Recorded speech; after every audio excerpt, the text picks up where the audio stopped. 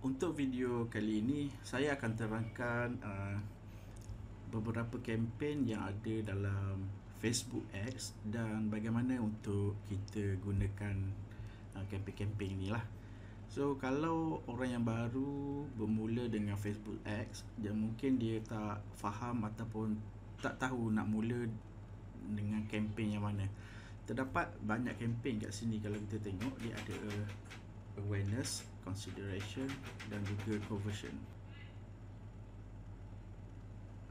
Okey, dalam kempen iklan di Facebook ni dia ada awareness, consideration, conversion. Anda mungkin blur untuk bermula di mana sebabnya step pertama ataupun step sebelum ni, sebelum buat ads tu awak dah langkau lah. Sepatutnya kita kena buat dulu funnel macam mana kita nak buat. Maksudnya bagaimana kita nak close kita punya customer tu, di mana, di WhatsApp ke, di Messenger. Jadi daripada situ bila kita dah build kita punya funnel, baru kita tahu iklan apa yang kita nak buat. Tapi tak apa, untuk dalam video ni saya akan terang dulu kempen-kempen yang ada dalam Facebook Ads lah.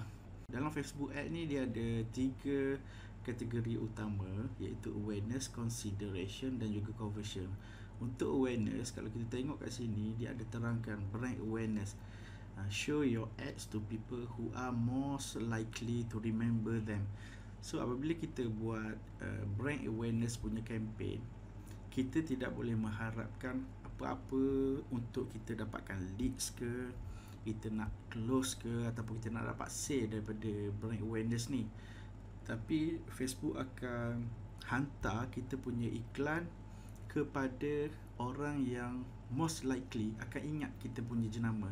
So dekat sini biasanya kita hanya buat iklan untuk berbentuk branding je lah, untuk awareness. Atau contohnya kita ada buat servis baiki aircon. So kita nak orang tu tahu syarikat kita ataupun page kita ni kita jual servis untuk repair aircon. Itu sahaja. Kita tak mengharapkan dia contact kita.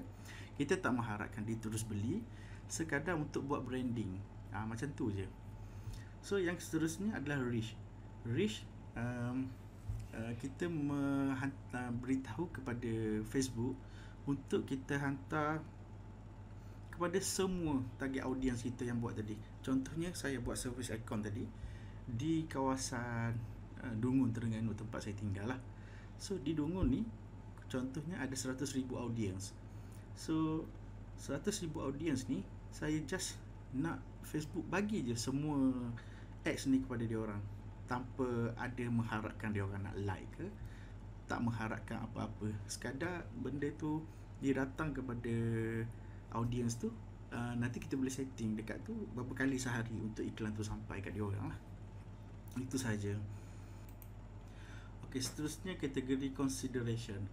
Okey, untuk proses consideration, kategori consideration ni, yang ni kita memang selalu kita pakai lah, terutamanya kalau kita close melalui WhatsApp, Messenger ke kan. Biasanya kita akan pakai campaign consideration lah. Okey, untuk kita tengok dulu yang berbentuk traffic. Untuk traffic, send people to a destination like a website, apps, Facebook event or messenger conversation.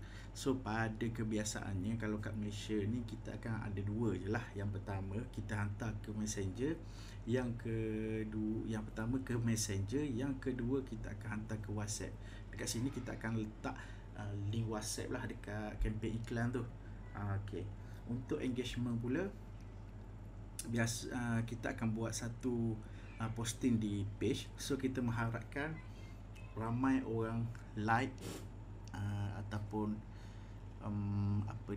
komen lah. Okey, apps install ni kalau kita ada apps lah, aplikasi video view, kita mengharapkan orang tu view kita punya video. So mengikut kempen-kempen ni sebenarnya Facebook dah ada dia punya statistik. So macam mana kelompok orang yang suka view video, bagaimana orang yang jenis suka klik tadi kan. So sebab tu dia ada bahagi-bahagikan dia punya campaign ni.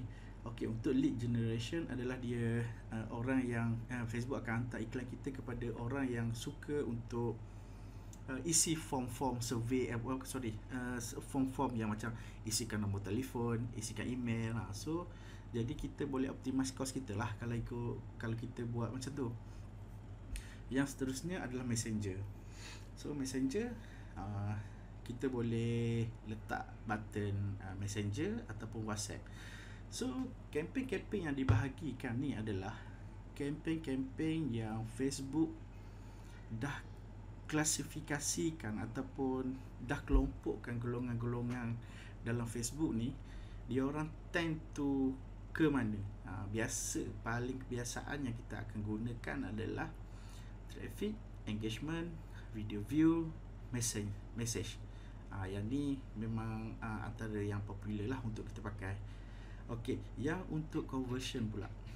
Yang ni kalau kita ada website e-commerce, inilah yang kita akan pakai conversion ni. Biasanya terus pergi ke conversion. So dekat sini kita kena tanam fixer lah. So dalam video-video next nanti kita akan tengok lah macam mana kita buat untuk conversion ni. Okey. So itu sahaja untuk video kali ni, penerangan ni secara simple lah. Yang mungkin boleh faham macam tu lah. So sebelum kita bermula, jadi saya sarankan untuk anda bina funnel anda sendirilah, untuk buat funnel, simple funnel, ataupun decide di mana kita nak close kita punya customer. Okey, itu saja. Terima kasih.